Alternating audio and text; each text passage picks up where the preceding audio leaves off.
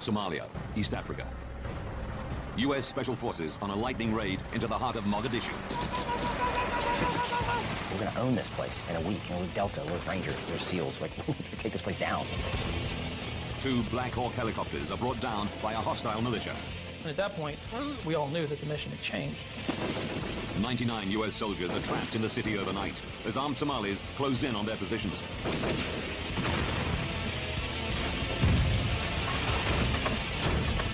Now, investigators have to understand why a routine mission went so badly wrong as the U.S. military suffer their worst casualties since the Vietnam War. Disasters don't just happen.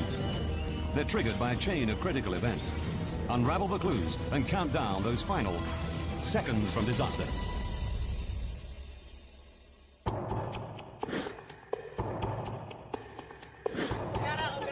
October the 3rd, 1993.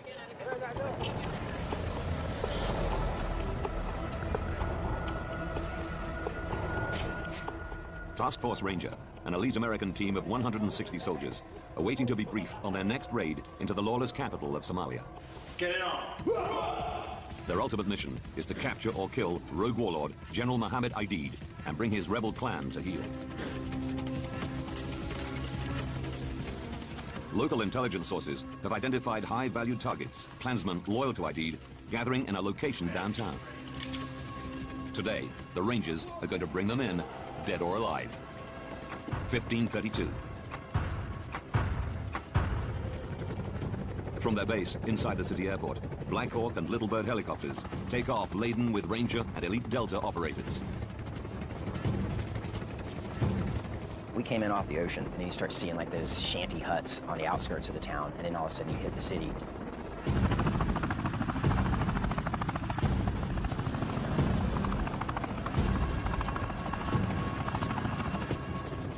In Black Hawk Super 6-4, they prepare themselves for the assault. Matt Eversman is a 26-year-old sergeant, leading his men for the first time.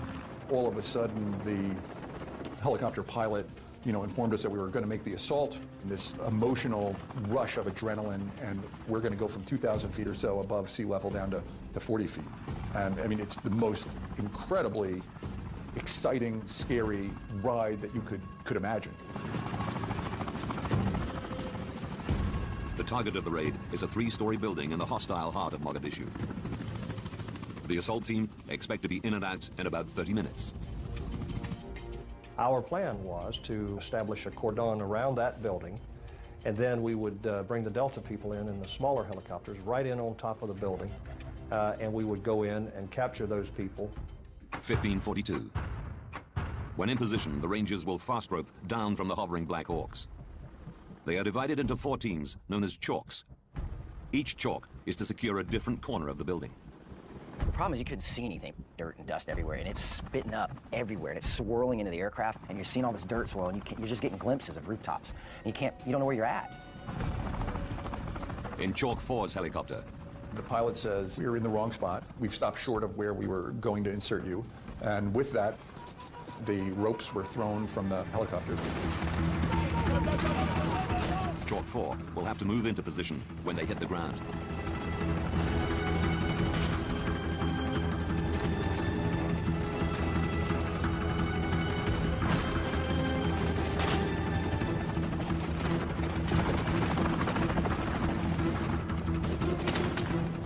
Probably halfway down the fast rope, and saw the body of one of our Rangers, young Todd Blackburn, lying on the ground. And my first instinct is that we're taking fire and somebody's already been shot. And I haven't even gotten on the ground.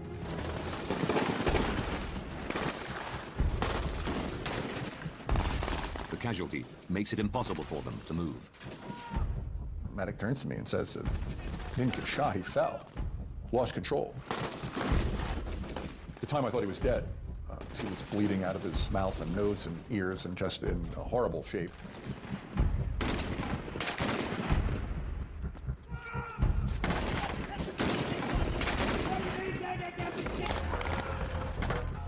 Chalk 4 need to get to the target building to protect the rest of the assault force, but they're pinned down a block to the north. The Delta Force assault team penetrates the target building and searches for Aidid's henchmen.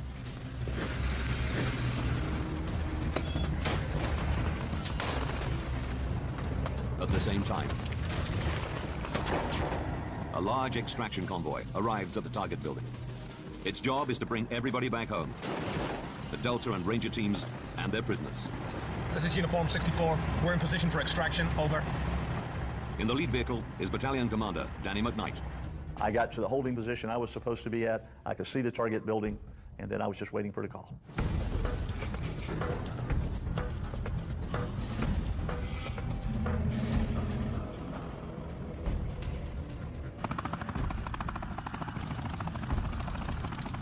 The Black Hawks offer surveillance and fire support. They're taking incoming rounds. Black Hawk Super 6-5 is piloted by Jerry Izzo.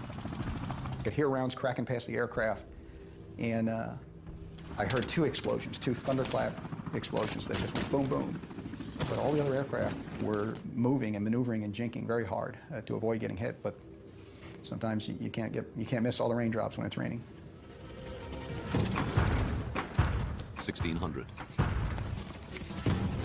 23 Somalis are taken, including 2 of Aidid's most senior henchmen.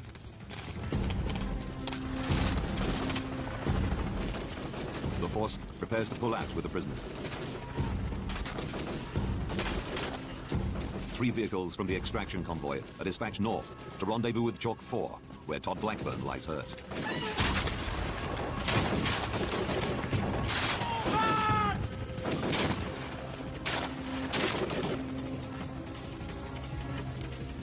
From his position in the Joint Operations Center, Raid Commander Colonel Jerry Boykin watches the mission on a live feed from Black Hawks hovering above the battle. Colonel McKnight, go ahead and take the detainees and take them back to base. Roger that. They captured the people they went after very quickly with relatively little resistance, and were ready to extract them quicker than I had expected, actually. That mission was done. We were already thinking about going home. Like, I'm thinking, wow, man, we were combat veterans. It's crazy. I wonder if they're going to give us a badge, you know, and that's what we're all thinking. It's time to go home. But as the assault teams wait for the signal to extract, more Somalis converge on the target area. I was far away from that place, and I came running there. I saw so many injured people and a scene of great disaster. It was a massacre. I couldn't count the corpses. That destruction didn't just affect me physically, but also affected me mentally. I saw it with my own eyes. We're in a fight. We're in a heavy fight. It is a unbelievably deafening cacophony of sound.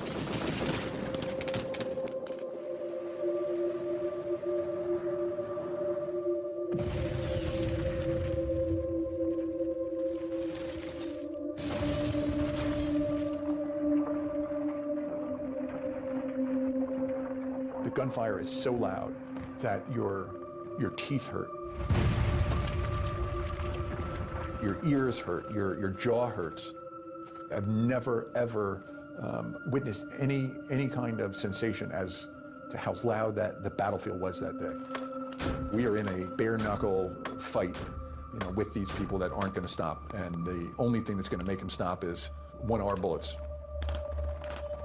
or more violence.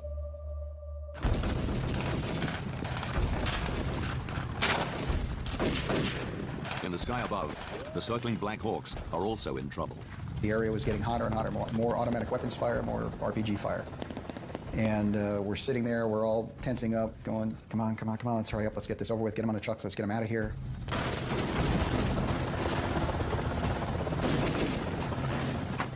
$16.20.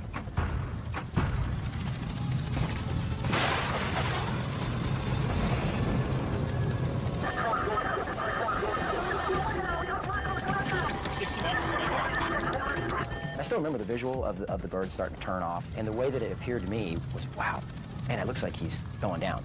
But that couldn't possibly be happening. I saw it with my own eyes. I was extremely excited and happy when I saw the Black Hawk crashing. I looked up, and I saw pieces flying off this Black Hawk, and I just saw it twisting and spiraling.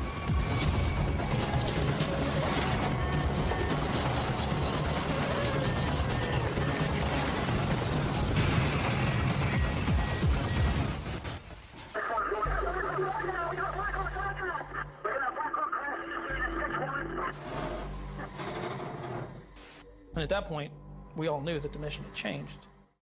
The Black Hawk has crashed 3 blocks northeast of the target building. Crowds of Somalis race towards the crash site. As I was looking down to that other blocking position, there were hordes of people running towards where that aircraft had went down. And you started getting this feeling that we didn't have a lot of time to get down there. The extraction convoy is diverted straight to the crash site. Right, right, right!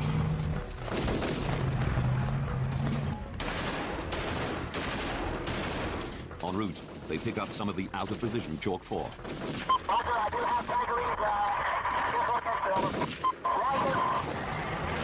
Colonel McKnight pulls up in his Humvee.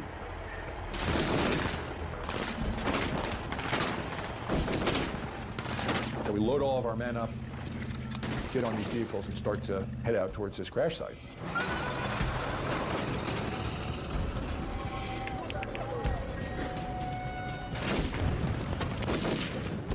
Chalk Team 2 is on foot, also trying to get to the crash site and the safety of the extraction convoy.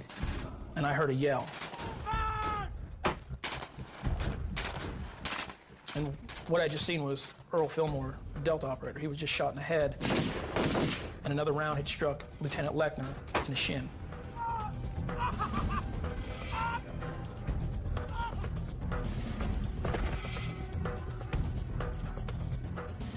I remember looking across the street and thinking, man, how did that just happen to the Delta operator? Because you know he's doing everything right. You keep it down, but you start feeling it. Because you're like, oh my gosh, we're not foolproof. We're not the Superman. There's a kink in the armor. 1640. A second helicopter, Black Hawk Super 6-4, piloted by Mike Durant, is hit.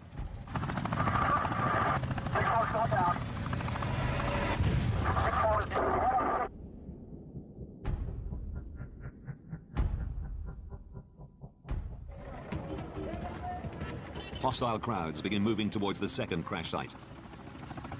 Well, it was about 1,800 meters from the first crash site. We had sent everybody to the first crash site.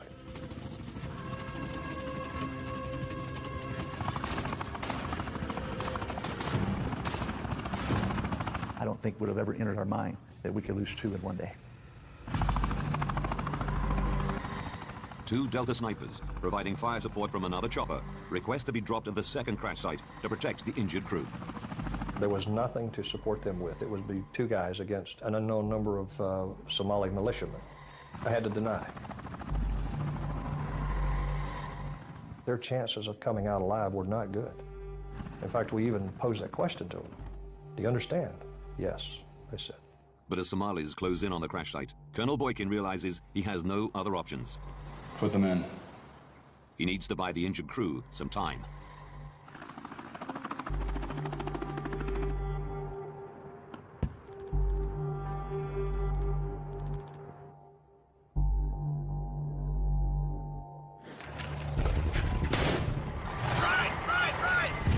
The main convoy is still trapped in the maze of streets, unable to get to either crash site. We go through this hellacious fight, the situation I described, with these Somalis on both sides of the street shooting at each other. One of our lead vehicles was moving up a road. RPG flew over the hood. Another ambush, another series of casualties. We're probably as close to non-mission capable as we can, given the casualties and our status.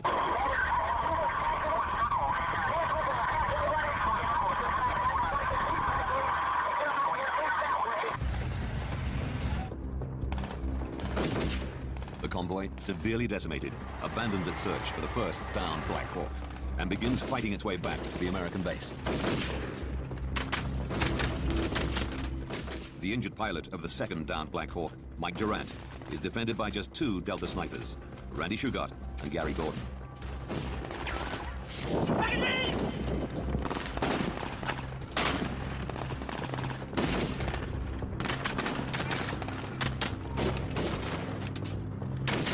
Mike told us later that Randy Shugart yelled out, "Gordy, I'm hit."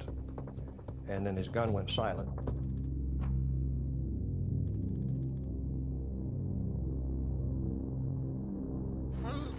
Somali crowds overrun the second crash site. They set upon the survivors and the bodies of the Delta snipers. As Mike describes it, the next thing he saw was just a wave of people that swept over him, and he was knocked unconscious. The main convoy, badly battered, returns to base. 99 Rangers and Delta remain in the city, trapped and surrounded in positions around the first downed Black Hawk.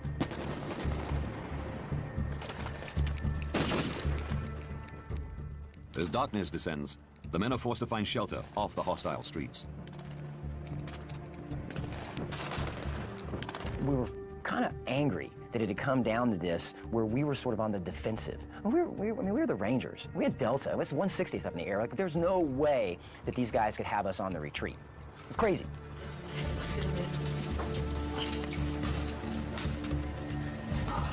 It only takes one grenade to be thrown into that room, and everybody in the room would have been killed. It's a scary mental state to be in when, you know, you very well might not live through the night.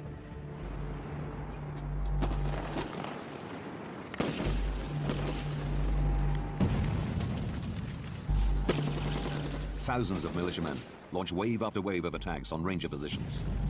Little Bird helicopters are dispatched in a desperate bid to hold the Somalis back.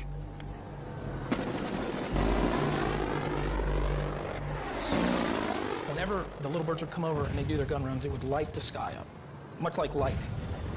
And rockets would sound like thunder, and you would have brass raining on you. When he lit up the street, you catch glimpses of the shadow men that were out there moving. And one, there were more of them than we thought. Two, they were closer than we thought they were. 23:15. A giant convoy leaves the U.S. base on the outskirts of the city. Made up of Pakistani tanks and Malaysian armored vehicles, along with the men from the Rangers and 10th Mountain Division, this new convoy's mission is to save the trapped men. Lieutenant Larry Moores leads a contingent of Rangers back into the city. They knew what type of fight it was, and they knew that it was going to be a long haul as we went back in.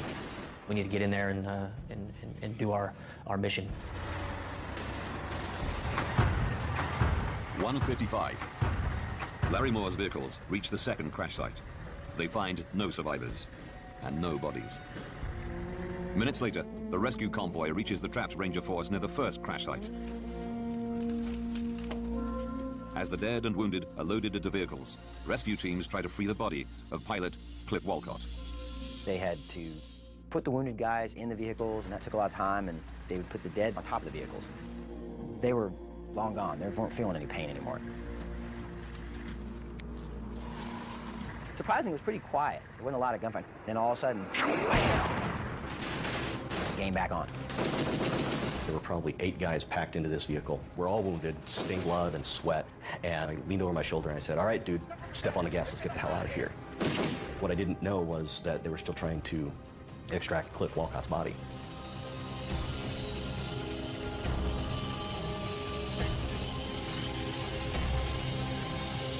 No one was going to leave until we got them out of there. So they stayed until they were able to pull the airplane apart. 5:42. The rescue convoy is finally ready to leave. But with the vehicles packed with 10th Mountain and UN forces, as well as casualties, not all of the Rangers can fit on board. The small band of Rangers who haven't been injured in the battle have to travel on foot. It was unthinkable. In theory, we're supposed to run beside the armor in order to be shielded. As soon as we started down the first block, the armor left us. A band of Rangers and Delta operators have to run what becomes known as the Mogadishu Mile, all the way to the UN-controlled football stadium. Miraculously, there is no further loss of life. I watched a 5-ton truck come back in on the airfield, and there were bodies in that truck, dead and wounded. I walked over to the truck to help lower the tailgate, and when the tailgate came down, blood poured out the back of it. So from an emotional perspective, it was a devastating blow to me to see those people who I was responsible for. 18 US soldiers are dead and 84 injured. Black Hawk pilot Mike Durant has been taken hostage and is being held in an unknown location. Mike Durant, US Army. Estimates of Somali fatalities range from 500 to 1,000. TV pictures of dead US soldiers being dragged through the streets of Mogadishu provoke shock and outrage in America. Now, by rewinding the events of that day, we can reveal how a poorly organized and badly equipped militia was able to take on some of the best trained soldiers on the planet. Move! US troops had initially been sent to Somalia as part of a UN force on a humanitarian mission in March of the previous year. Their task was to protect and distribute supplies in Operation Restore Hope. Let's make sure the crowds aren't jumping on, stealing the grain. They're getting a little more unruly every day, so we need to go out there and provide security.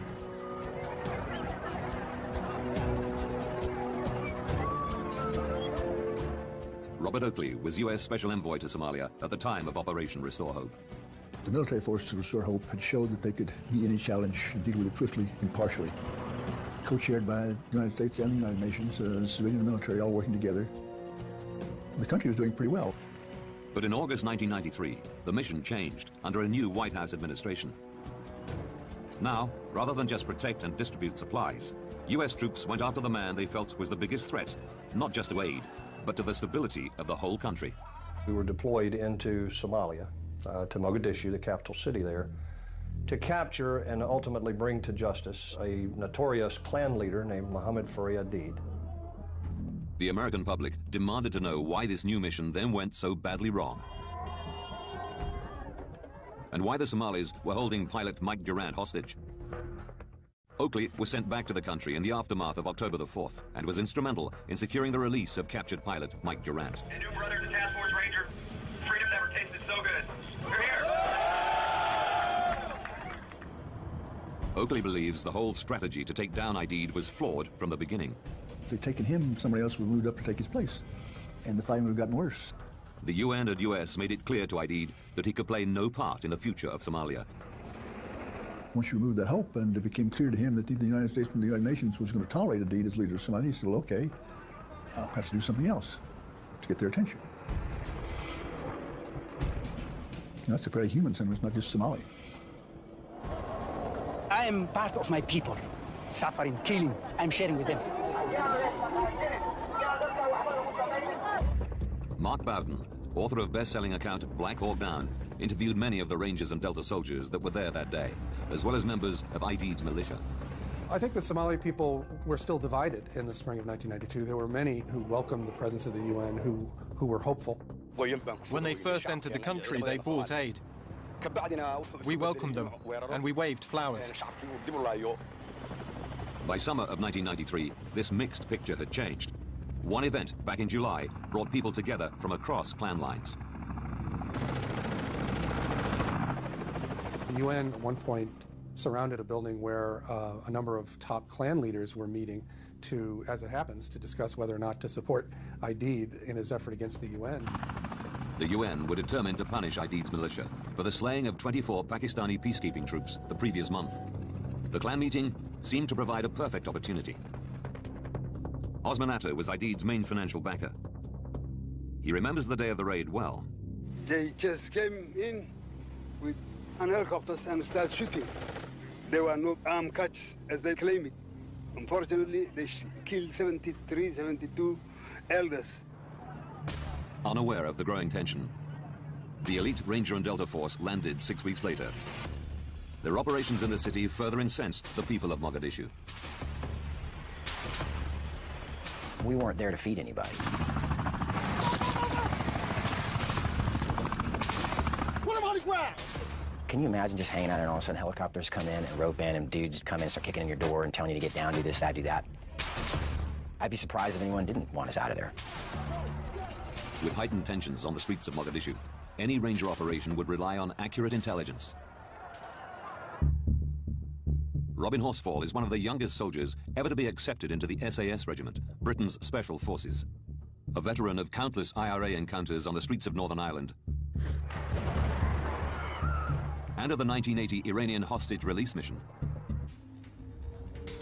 And Horsfall believes that against this background of rising hostility, there were a number of key tactical mistakes made, starting with the assault plan itself. The assault plan on the building was fairly simple. The Black Hawk helicopters came in and the Rangers fast roped down on 4 different corners around the target building. At the same time, the Delta Force came in on the Little Bird helicopters, jumped out the helicopters and carried out the assault on the main building. It was a plan that could rapidly be put into action any time General Aidid and his henchmen showed their faces. Task Force Ranger needed an immediate action plan. They needed something that they could use at a moment's notice to deploy quickly onto the ground. If they had to take a long time and make long preparations, then there was a good chance that the target wasn't going to be where intelligence had said he would be. The simpler you keep it, the better it is. It doesn't mean that you can't change something up. You're not going to do it exactly the same way every time, but it's called having a template. The basic template had worked numerous times before, but not this time. And Horsfall has a theory why.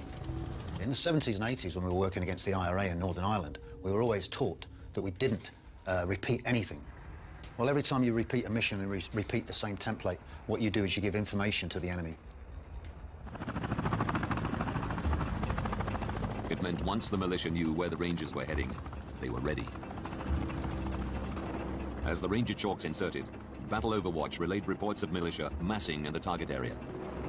They told us that there were people on the objective. They'd seen heavy weapon systems, they'd seen machine guns, they'd seen people, so they knew we were coming, so this was going to be a little bit hotter. Aidid's militia also had a counter-strategy to try to bring down a Black Hawk helicopter, suck in the Rangers to the crash site, and surround the area with hostile militia. Aidid had actually thought, well, if they bring in the helicopters again, if they mount an assault with the same pattern as before, we're going to be prepared for it. We're going to put RPG-7s in the surrounding area and use those to attack any helicopters that are coming in. Aidid should not have been underestimated. We used all the means available to the Somalis to shoot down the helicopter, because helicopters, it was our main enemy. The Ranger force didn't think a primitive rocket-propelled grenade was capable of bringing down a Black Hawk. It had never happened before, but Aidid had identified a weakness he could exploit. In the 1980s, Afghan Mujahideen had some success in bringing down large Soviet Hind helicopters with well-aimed RPGs. The RPG-7 is a very, very simple rocket-propelled grenade. The most vulnerable part of any helicopter is the tail rotor. If you punch a hole in the fuselage, it's going to go through, out the other side, not cause any serious damage. But once you take out the tail rotor, the helicopter is completely out of control and will crash. You completely underestimated their ability to take a helicopter out of the sky with an RPG. We thought, okay, the helicopter goes down, it's going to be due to mechanical failure. They had figured it out. If they could take down a helicopter, they could collapse the city around us. But for Horsfall, the critical moment was the downing of the second helicopter. Task Force Ranger only had 160 men on the ground. They deployed all those forces to the first crash site to create a secure zone there. They had no way of splitting that force and deploying them onto the ground to the second crash site. The Rangers were sucked into a street battle they weren't prepared or equipped for, and faced a determined enemy that they had badly underestimated. There was guys running around in the back of Toyota pickup trucks with flip-flops, and we're like, there was one dude with a football helmet on. We're like, this is a joke. We're going to own this place in a week. You know, we're Delta, we're Rangers, we're Air Force, we're SEALs. Like, we're going to take this place down. Somalis are very proud people, and they will defend themselves and their country. I'm sure Rangers was very good soldiers, but they underestimated Somalis. That was among the many mistakes they ever made.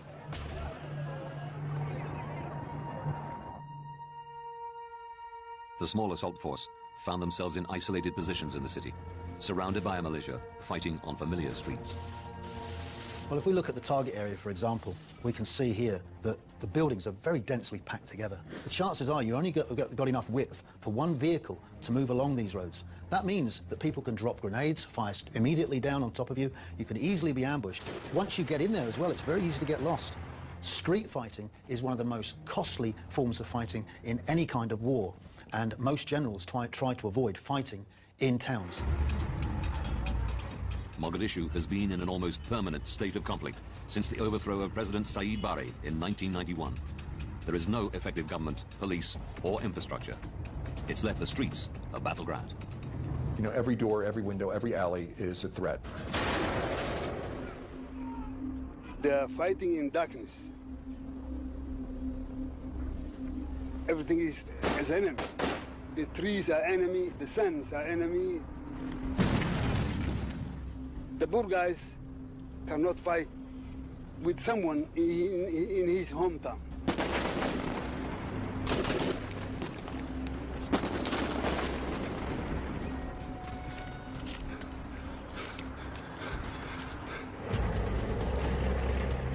Traditionally, the US has used overwhelming firepower to even up the fight against greater numbers on their home patch. But Horsfall believes that it was exactly these types of weapons that weren't available to the Ranger Force. They didn't have helicopter gunships. They didn't have rockets. They didn't have artillery and armor. And consequently, their decisions to carry out aggressive operations of this nature without those support elements actually made them a very, very weak force on the ground. We asked for the AC-130 gunship. We had confidence in it.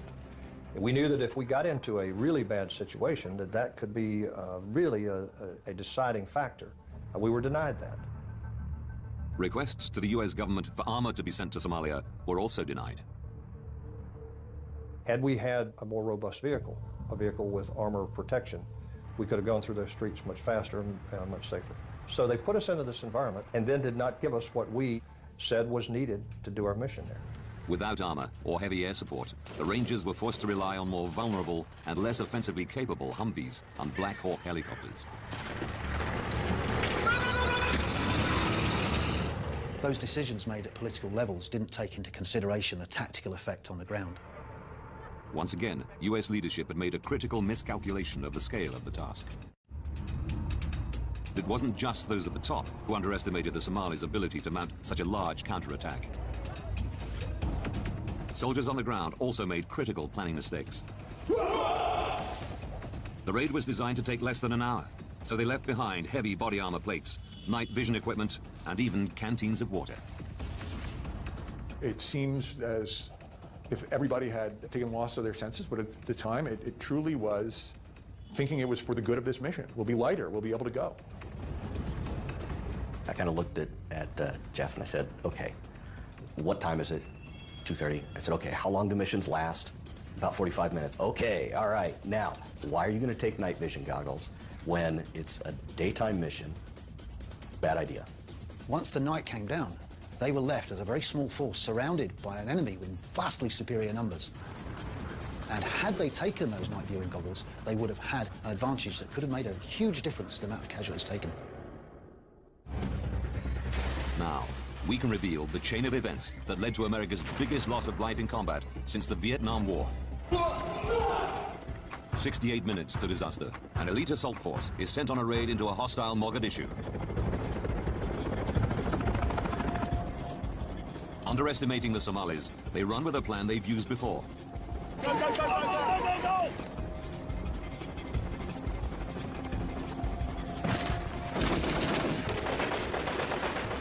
40 minutes to disaster. Poor intelligence leaves them facing an enraged enemy who know they're coming. 20 minutes to disaster. The Somalis deliberately target American Black Hawk helicopters with RPGs. 61, it's going down. The troops defend the downed aircraft. Seconds to disaster. A second Black Hawk is hit. The ground troops can't defend both sites. They've been dragged into a street fight. They can't win. What started as a routine mission has descended into a desperate fight for survival. 18 US soldiers lie dead, and another 84 are wounded. The mission was militarily a success. The targets were captured, and huge losses were inflicted on Aidid's militia. But the Rangers' casualties and TV pictures of bodies being dragged through the streets forced the withdrawal of all American forces from Somalia. When you're sending a group of American soldiers to a place like Somalia, which most Americans couldn't even find on a map in 1993, with the idea that they're, just doing this humanitarian gesture at the behest of the UN, there's a very low tolerance for loss of life in a mission like that. The suddenness of the withdrawal left many in Task Force Ranger bitter. I don't think there was a man there that wasn't angry and disappointed that we were being pulled out. This particular time, on that particular day, it was the wrong call. And it's hard to look at a father of a soldier who's been killed on the streets and, try and make some sense out of it. We knew that we would leave Mogadishu and always regret that we didn't accomplish our ultimate mission, which was to capture Muhammad Adi. As good as we are, someone's getting killed. Someone's going to die. People are going to get hurt. People are going to be wounded, and you're going to lose folks. When you send them into a combat situation, it's going to happen. You better know that whatever it is that you sent them in there to go do is worth that to you, and that it's worth it to the nation. Today, Somalia remains a battleground of rival clans and is still ravaged by famine. Despite continuing UN and African Union intervention, it seems no closer to a lasting solution to its many problems. Brand new Seconds from Disaster examines a Chinook helicopter crash next Monday at 9. Next, it's one of Air Crash Investigation's most extreme crashes.